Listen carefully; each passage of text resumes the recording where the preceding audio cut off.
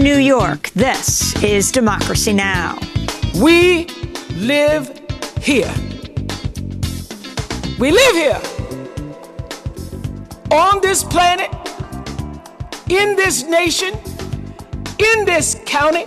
And if I got a home, you got one too. So grab it. Grab this land. Take this land. Hold this land, my brothers. Ain't nobody crying in my home. I want you to take this land, make it, my brothers, shake it, squeeze it, turn it, twist it, beat it, kick it, kiss it, whip it, stomp it, dig it, plow it, seed it, reap it, rent it, buy it, sell it, own it, build it, multiply it, and pass it on. You hear me? Do you hear me? Pass it on. Oprah Winfrey reading Toni Morrison, one of the nation's most influential writers. Morrison died in August at the age of 88. Today we spend the hour at the celebration of her life at the Cathedral of St. John the Divine with those who knew and loved her. From Angela Davis to author Ta-Nehisi Coates and Edwidge Danticat, Fran Lebowitz, and more. This is Democracy Now!, democracynow.org, The War and Peace Report. I'm Amy Goodman. Today, in a special broadcast, we spend the hour remembering Toni Morrison, one of the nation's most influential writers. She died in August at the age of 88 from complications of pneumonia. In 1993, Toni Morrison became the first African-American woman to receive the Nobel Prize for Literature. She also won a Pulitzer Prize in 1988 for her classic work, Beloved. Toni Morrison was born in Lorain, Ohio in 1931. She did not publish her first novel, The Bluest Eye, until she was 39 years old. She wrote it while taking care of her two young sons as a single mother and juggling a day job as a book editor at Random House. As an editor, she's widely credited with helping widen the literary stage for African Americans and feminists.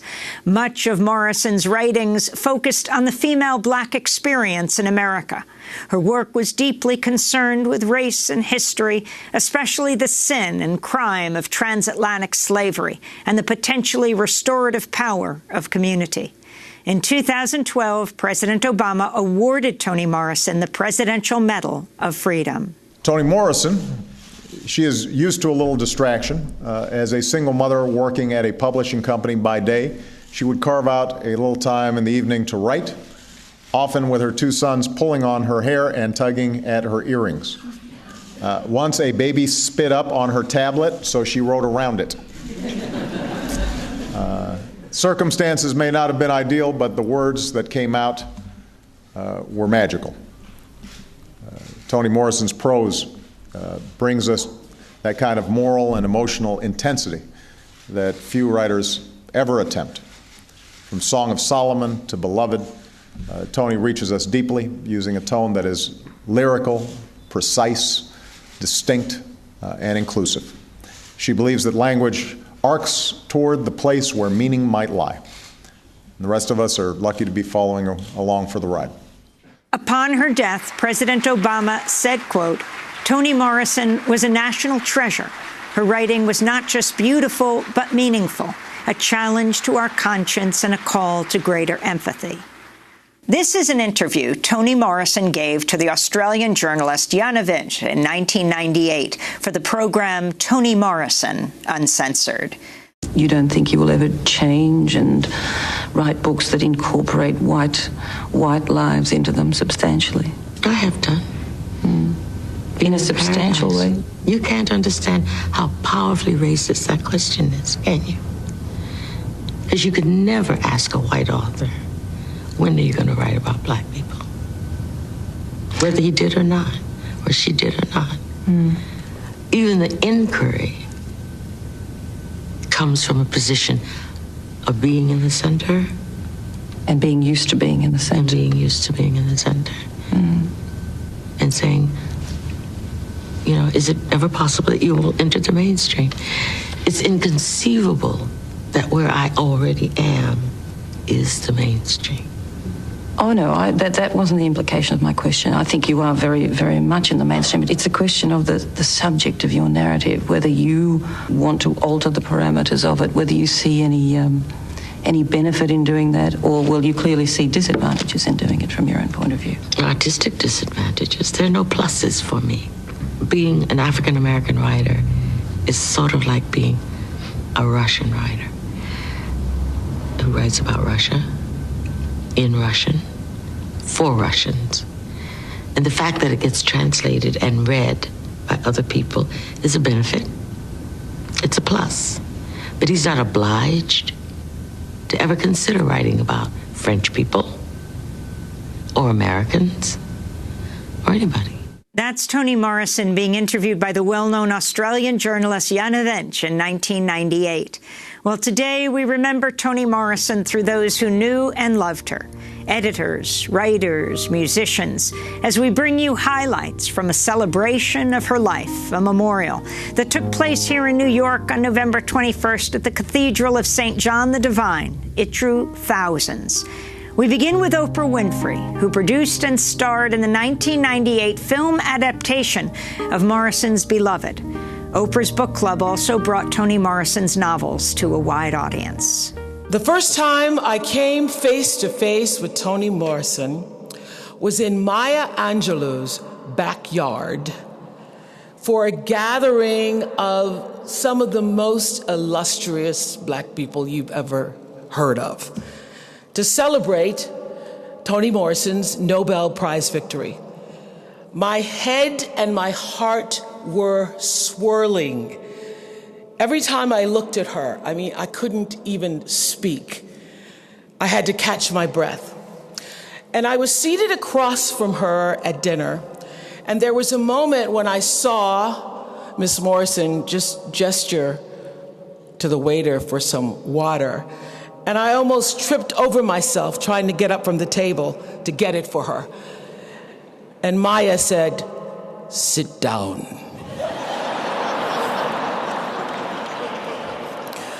We have people here to do that. You're a guest. So I sat down. I obeyed, of course. But it was not easy, I tell you, to sit still or to keep myself inside my body. I felt like I was all of 7 years old, because after all, she was there. And so many others that day. Mari Evans, Sister Angela Davis was there, Nikki Giovanni was there, Rita Dove was there, Toni Cade Bambara was there. It was a writer's mecca. And I was there, sitting at the table, taking it all in. And as I look back, that day remains one of the great thrills of my life. You know, I didn't really get to speak to Toni Morrison that day. I was just too bedazzled.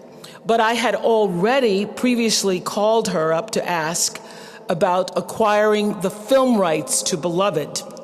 After I finished reading it, I found her number, called her, and when I asked her, is it true that sometimes people have to read over your work in order to understand it, to get the full meaning?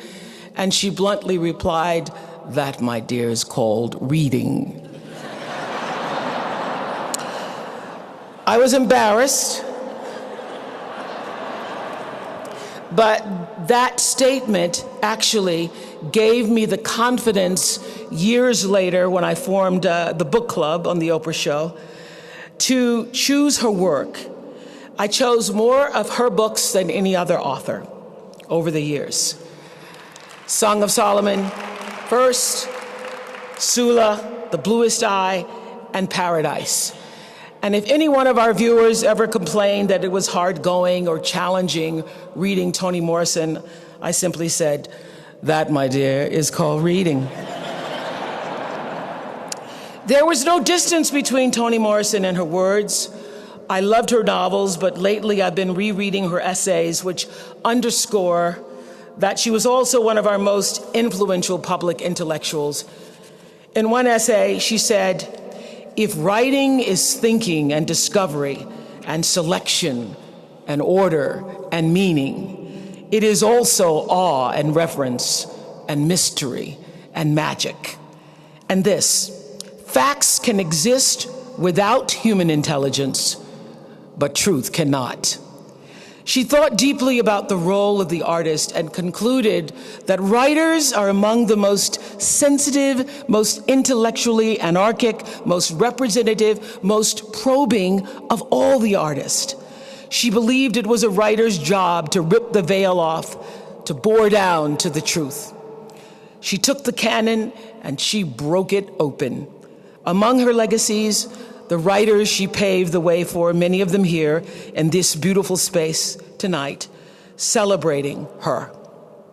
Toni Morrison was her words, she is her words, for her words often were confrontational.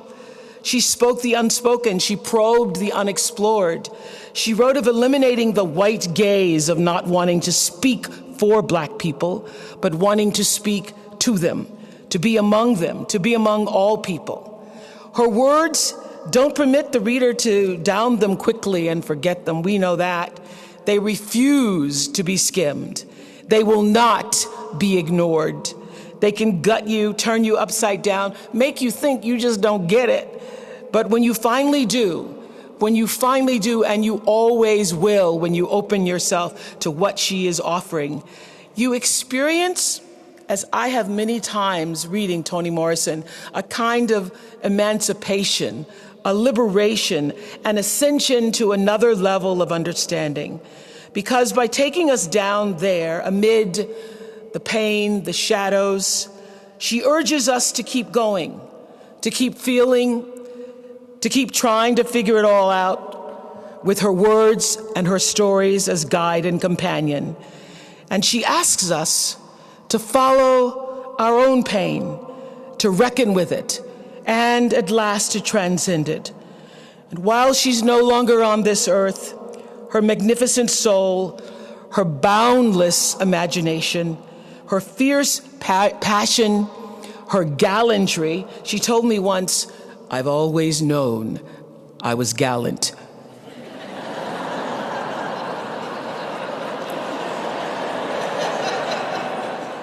Who says that?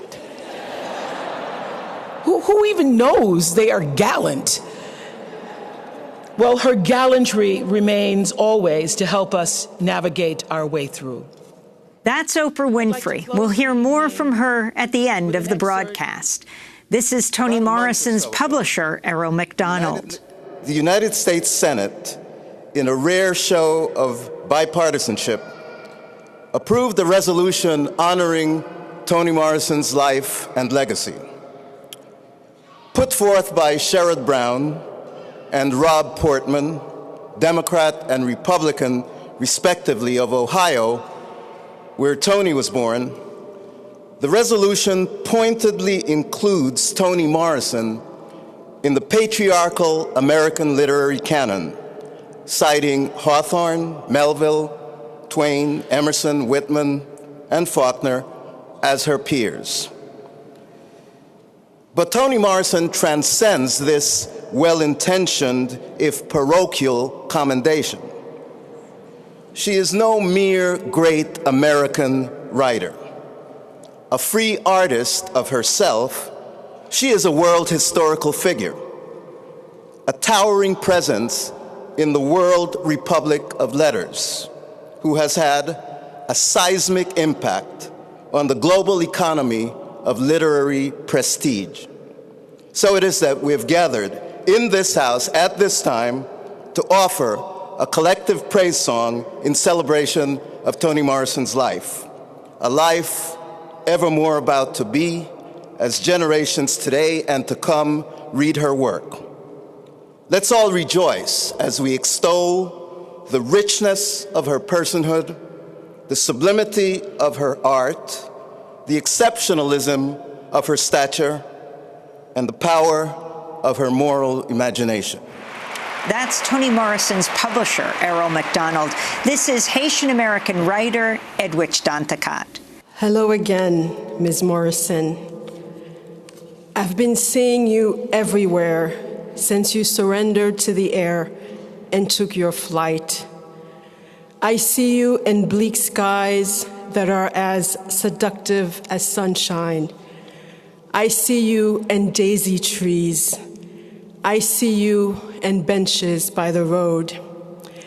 I hear your voice in church hymns, spirituals, and in jazz tunes, because you were, as you wrote of Jadine and Tar Baby, not only a woman, but a sound, all the music we have ever wanted to play, as well as a world and a way of being in it. I keep seeing you too in shiny, beautiful hairpins weave through gray locks. Each time you gifted me one of those hairpins, I felt as though you were sharing pieces of your infinite crown with me. I still feel your presence and your sister writer friends who folded me in your embrace. Your work, my goodness, the work is sublime. And we do not just read it, we experience it. You gave us both lullabies and battle cries. You turned pain into flesh, and you brought spirits to life. You urged us to be dangerously free. You led this foreigner to a different type of home. Your work has carried me through adolescence and marriage, through parenthood and orphanhood. I have recited and paraphrased your sentences to myself while cradling the tiny bodies of my newborn daughters. They get bigger, older, but grown. What's that supposed to mean? And the skeletal faces of my dying parents, soft as cream. I hoped that they would go soft as cream. And I came to think of you, as you wrote in The Bluest Eye, as somebody with hands who does not want me to die. Death is as natural as life, you wrote, and you sure did live in this world. Some of us called you mother. To you, Ford, she was mama. Some of us called you grandmother, grand. Some of us called you sister, soror. Many in this room called you teacher, editor, mentor. We called you our beloved. Others called you friend, which is no casual title to you, because friendship is a kind of religion in your work, including friendships of the mind. We still call you by those names, but now we will also call you timeless. We now also call you ancestor. That was Haitian-American writer Edwidge Danticat speaking at the celebration of life for Toni Morrison. We'll continue to look at her life and legacy after break. The sun may be there and then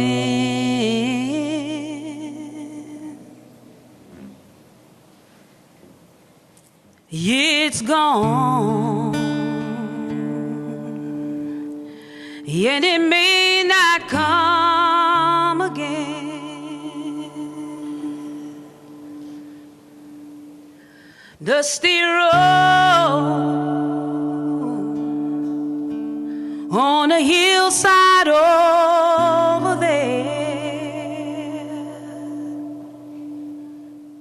Well done. Dry open and bare.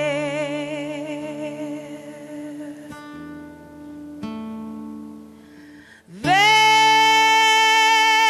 and back again. Oh, there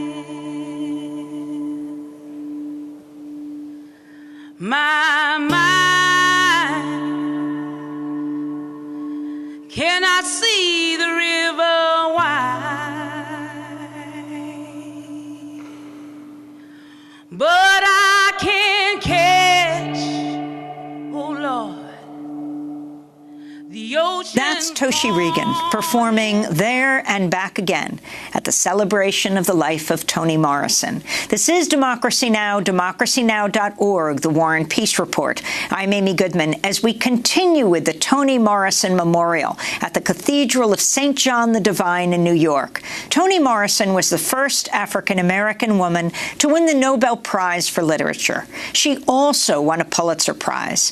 At her memorial, thousands packed in. We turn now to professor, author, activist Angela Davis, once hunted by the FBI, imprisoned, and exonerated. Her autobiography was edited by Toni Morrison. Soon after my first encounter with Toni Morrison, she became my editor. I probably would not have written an autobiography if anyone other than Toni had approached me. And for me today, the real significance of that book is the arena it created for an instant friendship that lasted almost half a century. I was her housemate for a while. According to her, she was also my handler when we traveled together on tour. We were traveling companions both within and beyond the continental United States. We jogged together in Spring Valley. We hiked in the Virgin Islands. We explored Scandinavia together. She was my big sister, a friend who made me feel that without her friendship, I could never have become who I imagined myself to be today. So many of us feel that we have found ourselves through, because of, and in relation to Toni and her work. I was in my late 20s when we met. And although she was in her early 40s, she was not yet Toni Morrison, the internationally acclaimed writer. But she was on a mission to open the U.S. publishing industry to Black writers and activists. I wanted to give back something, she later said to Hilton Els. I wasn't marching, I didn't go to anything, I didn't join anything, but I could make sure there was a published record of those who did march and did put themselves on the line. Toni also understood much better than anyone else, I believe, that deep, radical change happens not so much because people march and put themselves on the line, however important this kind of activism might be, but rather because we collectively learn to imagine ourselves on different terms with the world. We realize that we can change along with the conditions of our lives, and that it is the task of writers and other artists to help produce these profound shifts. This is why she wrote, and this is why she published authors like Toni Cade Bambara, Gail Jones, Henry Dumas, who was shot to death by a New York Transit police officer in 1968. Nothing was serendipitous here. I don't remember formalities when we first met. One moment I had no idea who Toni Morrison was, and the next moment it felt like we had been friends forever. I learned so much from Toni. The evocative element of perception and language, the expansiveness of the political beyond traditional realms of power, the importance of identifying and attempting to contest the white gaze, the male gaze. But what I value most among all of her many gifts is how she demonstrated a way of being in the world that allowed her simultaneously to inhabit multiple dimensions. She was always here and there at the same time, totally present with you, but also at the same time creating new universes. Many years ago, when her sons were quite young, I was staying with them in Spring Valley. Toni had already written The Bluest Eye and Sula. She made hot breakfast every morning before heading to the city, where she would drop off the boys at school and be in her office at Random House by 9. She always began her writing early in the morning, but would jot down ideas throughout the day. I remember one morning when she was cooking eggs, I believe. While the eggs were on the stove, she reached for her yellow pad and pencil, which were always nearby, and jotted something down. And again, and again. I remember her doing this when we were driving, when the traffic would come to a halt, for example, at the George Washington Bridge. She was writing Song of Solomon.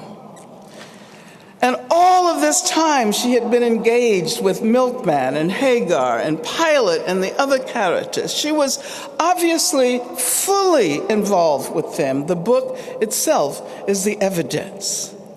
But at the same time, she was absolutely present for her young sons, or while driving, or in conversation. She was never only partially paying attention. She was always 100% engaged. This is why I think her vision was so extraordinary. She never drew stark lines separating fiction and the real, and her fiction was often much more real than reality, and especially the current political reality. Toni last visited me and my partner in Oakland a few years ago. And we talked repeatedly of her upcoming visit when we would, in California, go up to the country to see the night sky, and especially the Milky Way. She was inhabiting one of the characters in her next novel, a boy who loved the night sky. And so I think of her now exploring the infinitude of our galaxy. We are probably all reflecting on the fact that so many out in the world are mourning Toni Morrison and are proclaiming that she is not gone because her extraordinary work fills the void that was created by her passing. But we who knew her, who know her, and certainly treasure her work, for us, it is the greatest challenge to our collective imagination to envision a world without the glorious laughter of our dear, dear Toni. That's Professor Angela Davis. This is author Fran Lebowitz. Many years ago, I was on a book tour with a book that was doing very well until it got a truly terrible review in the New York Times. Toni was in Paris. I was in either Portland or Seattle. I know there's supposed to be some vast difference between these two, but I can never remember what that is. Despite the 1,000-hour time difference, Toni called me from Paris. Listen, she said, this doesn't mean a thing. This has nothing to do with your book. This is personal. This guy just doesn't like you. What? Don't take it seriously, she said. Reviews aren't important. Books are important. You have to learn to ignore these kind of reviews, like I did. Don't you remember when this person said that about me? Don't you remember when that person said this about me? No, I said, of course I did not. So she then proceeded to quote word for word at least half a dozen of her bad reviews, none of which, as she said, mattered at all.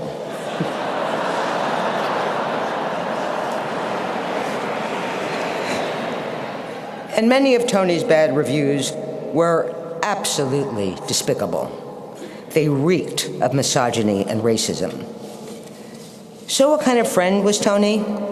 Toni was the kind of friend who called you to read you her bad reviews. But as Toni got older, she kind of lost her grip on her bad reviews and genuinely seemed to shrug them off. This enraged me. How can you talk to that guy, I would say. Don't you remember what he wrote about you?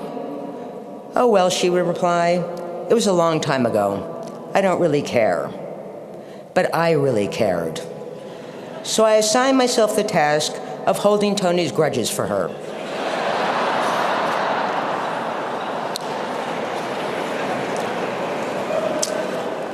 She found this extremely entertaining. But I was perfectly serious. And I still am. So please, let's keep that in mind. Thank you. That's author Fran Lebowitz. This is Ta-Nehisi Coates. He won the National Book Award for Between the World and Me. It has taken me some time to truly understand how much I owe to Toni Morrison. What I know is that when I was young, the sheer poetry and economy of her sentences enthralled me. That I grew older, and the sentences deepened for me as I came to appreciate what that poetry and economy was doing, how it gave voice to a pain that was at once distant and close. What I know is I've been rereading Toni Morrison since her passing, and I'm amazed how only now, at this late hour, I have come to appreciate what everyone here must already appreciate, that Toni Morrison was really funny, darkly, darkly humorous. What I know is that Toni Morrison taught me the meaning of grown folks' literature, the kind that, to paraphrase my sister Jasmine, is as merciless with its characters and as merciless with us as life itself. But like a trenchant memory, we are drawn back to that work, and slowly we come to see the lesson that grown folks' literature is trying to bestow on us. Toni Morrison has been bestowing lessons on me for my entire life. To explain what I mean by this, I have to take you back to 1974, before I was born, and into my father's small, struggling bookstore on Pennsylvania Avenue in West Baltimore. If you'd gone in that store in 1974, you would have found copies of what my father considered to be one of the most magical books he'd ever encountered. And that's because this book was all about him, all about black people. And the book was not so much a book as a work of visual art, a pastiche of ancient maps, antebellum newspaper clippings, handbills, quilt work, photographs, song lyrics, and poetry. This marvel was called the Black Book, and my dad had never seen anything like it. He wondered how it could be that the white folks in publishing had brought such a thing to be. There was no author identified on the cover of the Black Book, and thus no way of knowing that this book of magic was not the work of white folks at all. It was the work of Toni Morrison. My dad's bookstore was not long for this world, sadly, but the Black Book was. When he shut down the store in the late 70s, he brought it home, put it in his library, where it sat waiting for his young son to discover. The Black Book is the first work of Toni Morrison's I ever encountered. It was chaotic to me. Printing fonts would switch on the same page. The imagery sometimes of Sambos, other times of black men burnt alive, other times of the enslaved was haunting. I did not like the Black Book, but I was very much arrested by it. And in an era before smartphones and Google, I spent hours flipping through its pages, imbibing lessons on aesthetics that only now, like life itself, like grown folks' literature, are being revealed to me. I think that the principal lesson was this: black is beautiful, but it ain't always pretty. Indeed, for black to be beautiful, it must very often not be pretty. That beauty must ache, that beauty must sometimes repulse, even as it enchants, even as it enthralls, even as it arrests. So Toni Morrison was with me as a child in my parents' library. She was with me at Howard University when I walked in her flowing shadow and saw her in 1995 give the annual Charter Day address. She was with me as I sought my own voice as a writer. And she was with me when I published my own work. And she was not there to anoint me or even celebrate me. She was there to challenge me, to force me to remember my lineage, to remember the standard that was set before me by all my literary ancestors, including now the queen of them all, Toni Morrison herself, to not indulge in gallantry, to not indulge in pretty, and to remember that this is not a fairy tale. This is grown folks' literature. Thank you. That's prize-winning author Ta-Nehisi Coates. This is Kevin Young, poet and director of the Schomburg Center for Research in Black Culture in Harlem. It is an honor to be here celebrating our genius, Toni Morrison, in this august place. This, as you know, is a sacred space, not least of which because it is resonant with writing and writers who, like Morrison, wrote themselves free.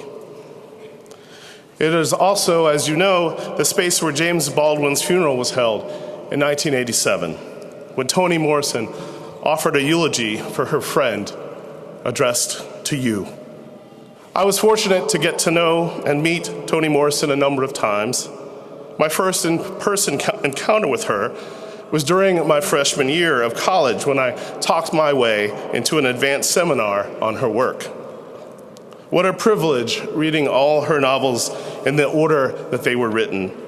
It was a condensed approximation of the wonder and wisdom that had greeted faithful readers over the years. She freed something in me. That year, Morrison came to Cambridge, Massachusetts, to read from Beloved, then newly out. With a standing room-only crowd and people sitting in the aisles of the giant Unitarian church, my friends and I literally sat at her feet. Arriving a few minutes late, Morrison passed right over and in between us, so close that I could almost touch the hem of her garment. Of course, now and always, we all sit at her feet. A year or so later, in 1991, I would get to meet Morrison more personally. I went to the movies with her and Angela Davis, who perhaps remembers, and a good friend of mine who's Davis's niece, Issa. Whenever I tell this story, which I don't do much, but sometimes do, people always ask me, what movie did y'all see? They picture, I think, something profound and political as Morrison's writing. The 5 Heartbeats, I answer. I love that it was that film because up close, Morrison was earthy and funny, smoking afterward as we walked the streets of Oakland. Oh, a bookstore, she said, after a few blocks, and dashed in to ask after something. Through the glass doors, I could see the employees at the help desk looking quite helpless, answering that they didn't have this or that title, then staring after her in wonder as she simply walked out and we ambled back to our cars. It was like a visit from a myth that you had only read about. The whole while I was still in college, I had my hardcover copy of Beloved in my blue messenger bag, and I was aching to ask her to sign it. I was too shy and didn't know how to broach the subject, exactly because Morrison was so unpretentious and accepting. I was afraid to break the spell. After we parted ways, and for the rest of the evening, and for years after, I felt I had missed my chance. Later, over a decade later, I would get that book signed. She was generous as ever. But more than that, over the years, her own work had helped me to further accept my own black and writerly self, to realize 2 of her many truths, that, quote, the very serious function of racism is distraction. And also that, quote, the function of freedom is to free someone else. She gave us permission to work, to wake early and stay up late writing, rather than arguing whether we could or should write or exist at all. Morrison gave us beautiful language as an assumption of selfhood, but also as a mirror to look into. I'm thankful that she gave me, as a young writer, that afternoon to sit in the welcome dark, dreaming alongside her. Today, in my role as the director of the Schomburg Center for Research in Black Culture, my day job, imagine the luck, is to caretake and champion Black history and culture in a house that Toni Morrison helped to craft. In our courtyard at Schomburg, just down the hill in Harlem, is a bench in honor of Morrison, part of the Bench by the Road project by the Toni Morrison Society. This embodies her wish for a monument to slavery and to memory, when she says there is not even a monument, no bench by the road where you can think of slavery. And that was one of the reasons she wrote Beloved, she said. Now that actual bench is a celebratory place to contemplate, to set a spell, as we say, and maybe even to cast a spell. What Morrison conjured up in her writing and in her being is magic of the daily and extraordinary enchantment of Black life. It is Morrison, more than anyone, who measures the trauma and triumph of the enslaved, who creates in her work a living monument to our shared past and our far-off future, one of words and wisdom, of silence shattered and the unsayable named, made legible. She's a friend to our minds.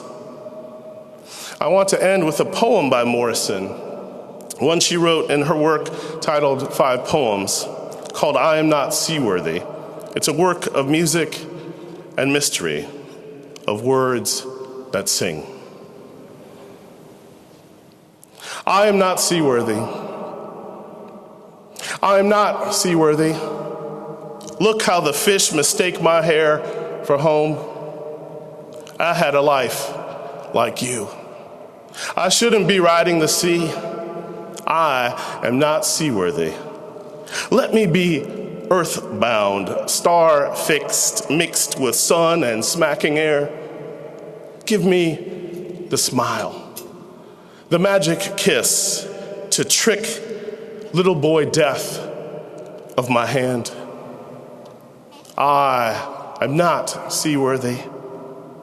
Look how the fish mistake my hair for home. That was poet Kevin Young, director of the Schomburg Center for Research in Black Culture in Harlem. We'll be back with more remembrances of Toni Morrison in a minute.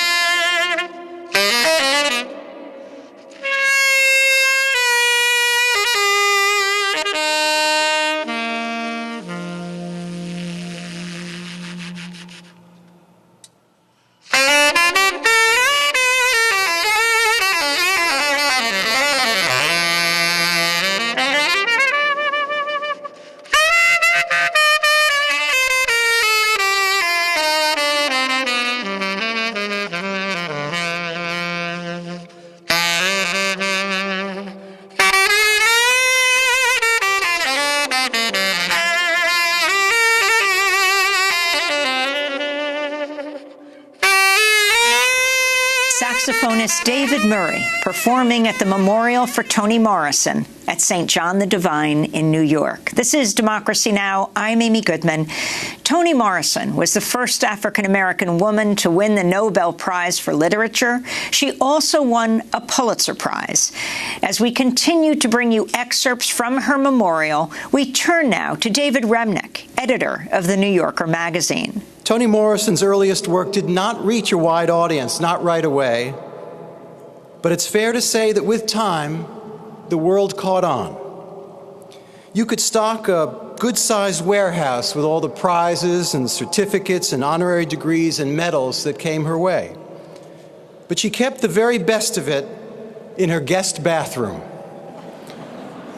2 framed documents, one near the sink and the other nearby. The first was her Nobel Prize diploma as bestowed in 1993 by the Swedish Academy. The second was a letter dated 1998 from the Texas Department of Criminal Justice announcing that her novel, Paradise, had been banned from the state's prisons. Paradise, the Texas authorities declared, quote, contains materials that any reasonable person could construe as written solely for the purpose of communicating information designed to achieve a breakdown of prisons through inmate disruption, such as strikes or riots. Think of it. The idea that a novel could cause an uprising. And as Tony once put it, smiling, how powerful is that? Powerful is one way to describe Toni Morrison. Her presence, her talent, her voice were and remain unforgettably powerful. And as much as any artist of her time, she shaped how we thought, how we felt, what we read, what we teach, how we see each other, and how we see this troubled country. It is, as I say, a very humbling thing to speak about her and her immense legacy. It was certainly a humbling thing to call her on editorial business. I once rang Toni to see if she might write something for the magazine. She seemed not to care very much about my editorial desperation. I can't, honey, she said. I'm baking a cake. Now, how long it takes to bake a cake was not something I was prepared to ask her. She knew the score. Toni Morrison began her life in letters as an editor. She did it to pay the bills, but she also found a way to bring honor, originality, and political purpose to that job. She respected protest, but she did not march. She edited. And that was, for a time, her political work. She published a revolutionary almanac called The Black Book, a kind of family scrapbook of 300 years of American black life. And she brought to life anthologies of contemporary African American and African literature, work that had helped to shape her and that she wanted you to read. She brought forward the work of Gail Jones, Toni Cade Bambara, Angela Davis, and a gifted and original young poet named Muhammad Ali. Editing was a job, but it was also her activism, her community work. And yet in those days, Toni's most profound work was furtive. It took place at home, in the dark, beginning at 4, 5, 6 in the morning, while her young sons were fast asleep. She knew precisely what she wanted to do. She wanted to write about black people, for black people, in the language or the various languages of black people. And this struck her as no more or less peculiar than Tolstoy, who wrote in Russian, about Russians, for Russians. And as a reader, she noticed long before most academics how black people were barely visible in nearly all of the novels of the American Renaissance, in Poe and in Hawthorne. She was determined to assert the primacy, the complexity, the specificity, the pain, the beauty, and the endurance of African Americans, and not have to go about explaining it all the time, to anyone else. White readers were welcome, of course, just as French readers were welcome to Tolstoy. But as she told her good friend Hilton Alls, my sovereignty and authority as a racialized person had to be struck immediately. And so in those stolen early morning hours, she worked and reworked a manuscript about a young girl who was consumed with tragic self-hatred, and her name was Peccola Breedlove. I wanted to read a book about the most vulnerable person in society, female, child, black. And it wasn't around, so I started writing it, she said. And the result, of course, was The Bluest Eye. Then came Sula, then came Song of Solomon, and it was at that point that the artist no longer had to work an office job. She was free. Toni Morrison's novels are not only about subjects, about race and its construction, about family and community, friendship and love, about all that is human. They are also exquisitely built. They're like music. They are as intricately structured as an Ellington suite. Countless passages feature the crafted chaos and the intentional dissonance and dignity of a Thelonious Monk solo. Other passages are as purely melodic and as fearless as something by her favorite singer, Nina Simone.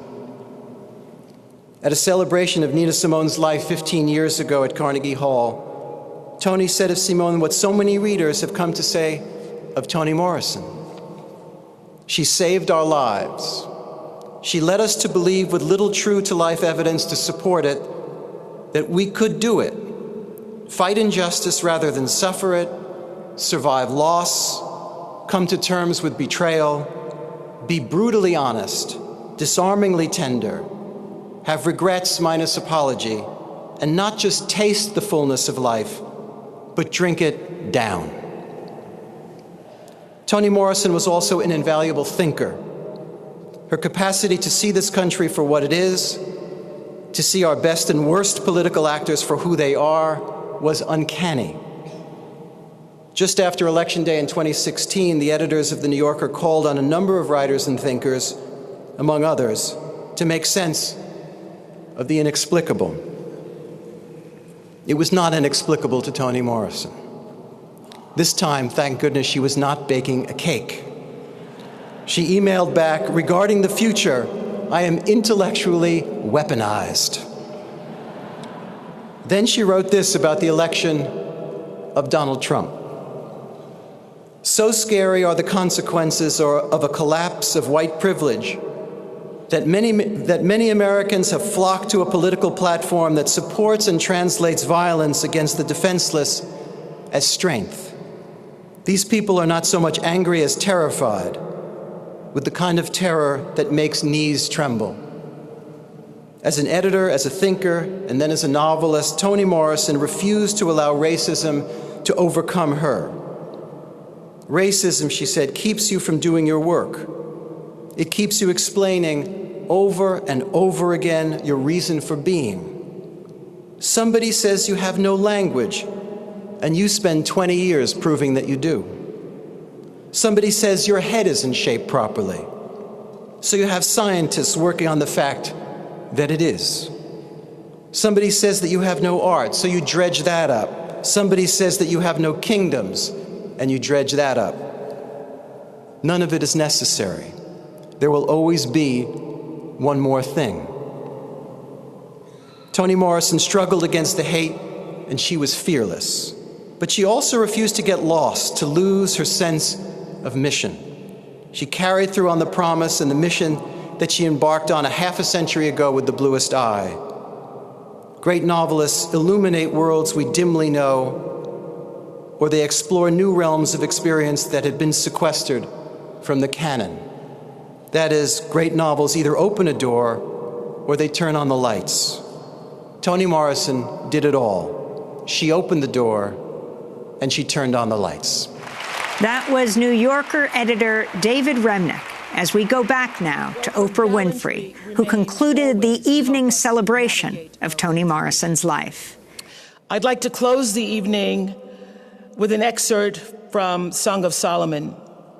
You know, I have many favorite passages when it comes to Toni's body of work. One that you just shared, Kevin. She's a friend in my mind from Beloved. I love that. Mama, did you ever love us? And the mother's response in Sula. But this one from Song of Solomon never fails to inspire awe for me. And for that and so much else, I say thank you to this singular, monumental, gallant writer. He had come out of nowhere, as ignorant as a hammer, and broke as a convict, with nothing but free papers, a Bible, and a pretty black-haired wife. And in 1 year, he leased 10 acres. The next, 10 more. 16 years later, he had one of the best farms in Montour County, a farm that colored their lives like a paintbrush and spoke to them like a sermon. You see, the farm said to them, see what you can do. You see, never mind you can't tell one letter from another. Never mind you born a slave. Never mind you lose your name. Never mind your daddy dead. Never mind nothing. Here, this here is what a man can do if he puts his mind to it and his back in it. Stop sniveling, it said. Stop picking round the edges of the world. Take advantage. And if you can't take advantage, take disadvantage. We live here. We live here. On this planet, in this nation, in this county. Can't you see that? Can't you see? We got a home right here in this rock, don't you see? We got a home in this rock, and if I got a home, you got one too. So grab it.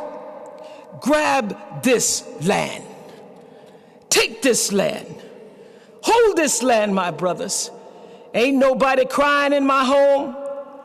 I want you to take this land, make it, my brothers, shake it, squeeze it, turn it, twist it, beat it, kick it, kiss it, whip it, stomp it, dig it, plow it, seed it, reap it, rent it, buy it, sell it, own it, build it, multiply it, and pass it on.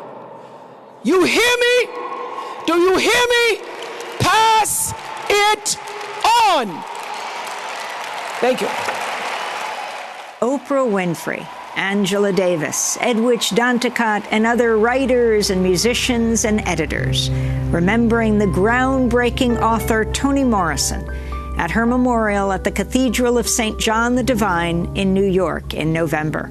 To see my interview with three remarkable writers who knew Toni Morrison well, Angela Davis, Sonia Sanchez, and Nikki Giovanni, visit our website at democracynow.org. Democracy Now! Is produced by Mike Burke, Dina Guzder, Nermeen Sheikh, Carla Wills, Tammy Warrenoff, Libby Rainey, Sam Alcoff, John Hamilton, Ravi Karen, Hani Massoud, Sharina Nadura, Taymarie Astudio, Adriana Contreras, Maria Taracena, and Renee Feltz. Mike DeFilippo and Miguel Noguera are our engineers. Special thanks to Becca Staley, Julie Crosby, Miriam Barnard, and Hugh Grant. I'm Amy Goodman. Thanks so much for joining us.